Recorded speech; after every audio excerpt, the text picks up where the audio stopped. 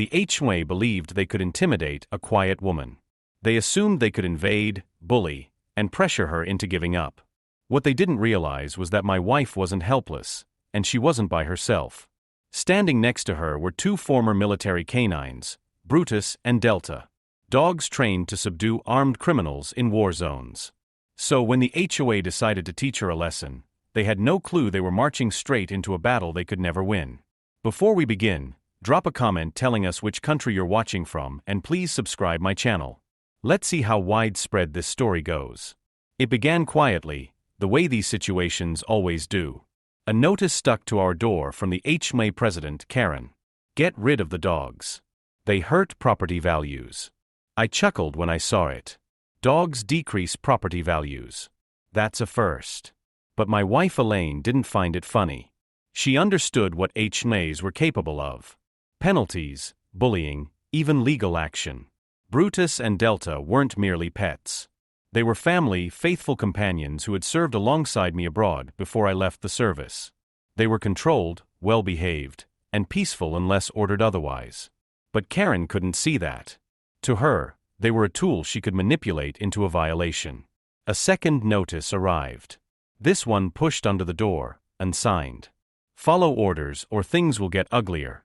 That's when I spotted the drone. It hovered above our backyard, swooping low enough to make Delta growl and Brutus patrol the fence. One evening, I followed it with binoculars and watched it touch down right on Karen's balcony.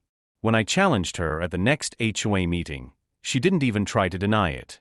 She just grinned and said, "Community safety demands surveillance. If you have nothing to conceal, you have nothing to worry about." Surveillance became harassment. Boot marks showed up near our storage shed.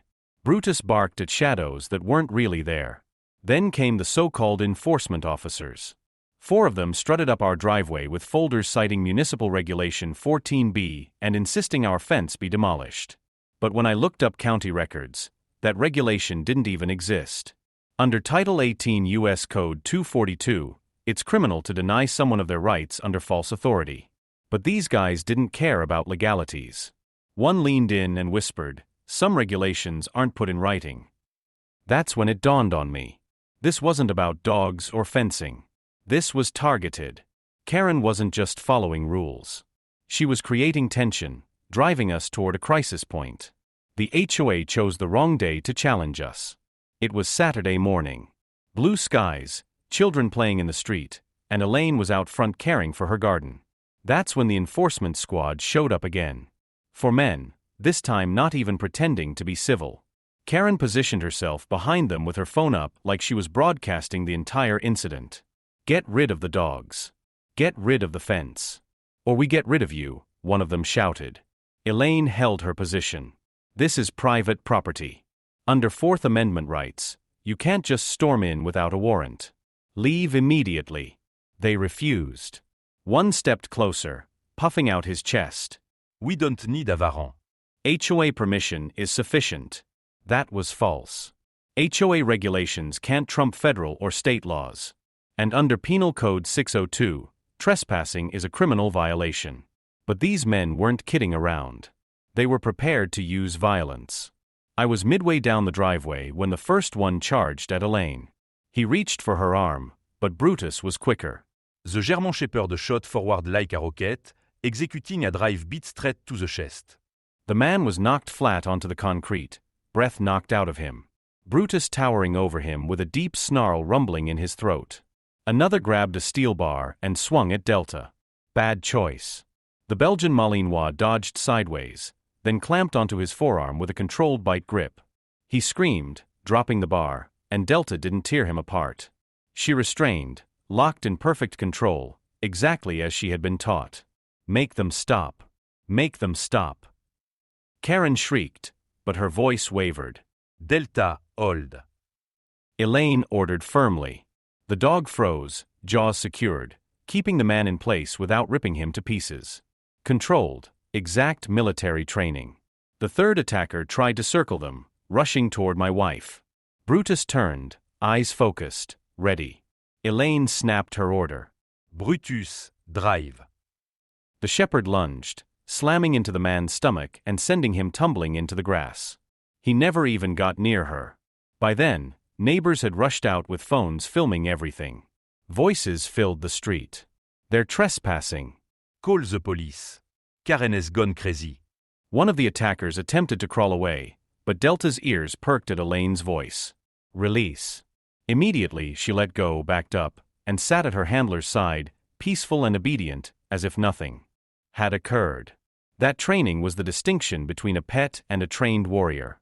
Karen's expression contorted. This is battery. Your animals are dangerous. I stepped up, phone recording, and said loud enough for the neighbors to hear. No, Karen. Under California Civil Code 3342, responsibility doesn't apply if a dog protects its handler from trespassers committing a felony. You just recorded your own people assaulting my wife. Karen's assurance shattered. The crowd whispered, supporting us. The HOA's intimidation had blown up in their faces. Their thugs lay on the pavement, embarrassed, and Brutus and Delta stood proudly, tails wagging, awaiting the next order. But deep down, I knew this wasn't finished. Karen wasn't the kind to accept defeat silently. If you're loving this HOA story so far, hit like and subscribe because the story is only going to get more intense. By the time the sheriff's officers showed up, Karen had already spun herself into a complete victim performance. They unleashed their attack dogs on us, she wailed, waving her phone up like proof. These animals are dangerous weapons. I insist they be put down. Her thugs moaned in the background, holding bruised ribs and arms where Brutus and Delta had taken them down. None of them wanted to meet the officer's gaze. Elaine peacefully attached both dogs to their leashes. They sat quietly at her side, calm and watchful, not wild, not hostile, just trained experts in fur. That discipline said more than Karen's dramatics. I passed one officer my phone. You'll need this. I recorded everything from the moment they entered my property.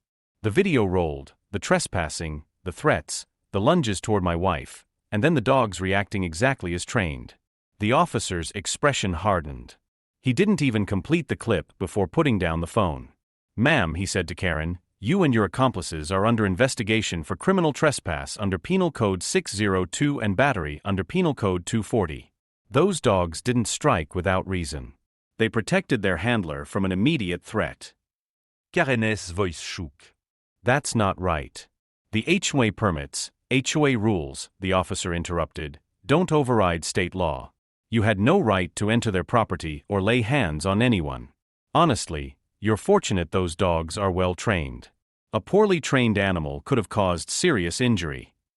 Brutus sat straight, chest out, ears up. Delta looked at Elaine, waiting for her next instruction, completely motionless. They weren't just pets. They were veterans. My wife had spent years training dogs like them for the armed forces. And now they had protected her in civilian life. Karen attempted one final desperate move. Then fin. Arrest me. But at least those monsters get destroyed. That's what happens when dogs attack people. The officer shook his head. Incorrect again. California Civil Code 3342 specifically protects dogs who defend their owners from trespassers committing crimes. These animals won't face penalties. You will. The crowd exploded. Neighbors applauded, clapped, even cheered. Phones were still filming and Karen's breakdown was spreading online in real time. The officers handcuffed her right there on the street. Her face turned bright red as they read her rights. The thugs were shoved into the back of the patrol car, too, complaining louder than before. As the police cars drove away, Elaine crouched down and embraced both Brutus and Delta. Their tails wagged, glad to finally unwind. You see that?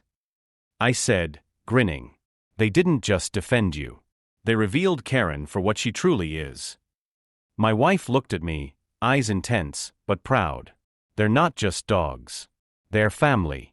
And Karen just discovered the hard way what happens when you threaten family. The neighborhood had transformed that day. The HOA's rule of intimidation was shattered. And for the first time in years, our home finally felt secure again. Ennemi, ik knew one thing for certain. Brutus and Delta had just carved their names into HOA history.